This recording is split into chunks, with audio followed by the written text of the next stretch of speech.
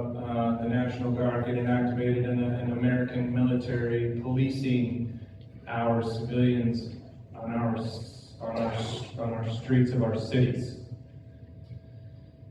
This shouldn't be happening. This shouldn't be happening. And I as a former National Guard member myself, I can't imagine the dichotomy that those kids face on getting forced to go to an American city and arrest American citizens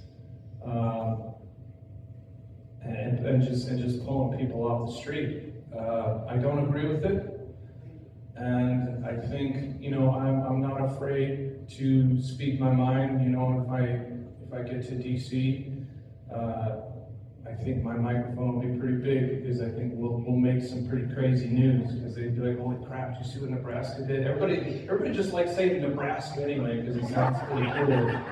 I've noticed that on the news when they talk about, a candidate from Nebraska, that's what they say, they get excited. So that would be some pretty big news, so I would have a pretty big voice, and I have no problem speaking. I think that's an atrocity. I do. Because they're spending more than they take in, so they have to borrow. They borrow from the corporations, the multinational corporations, and they borrow from the billionaires. And so who pays that debt back? And who's paying it back? We do, with interest.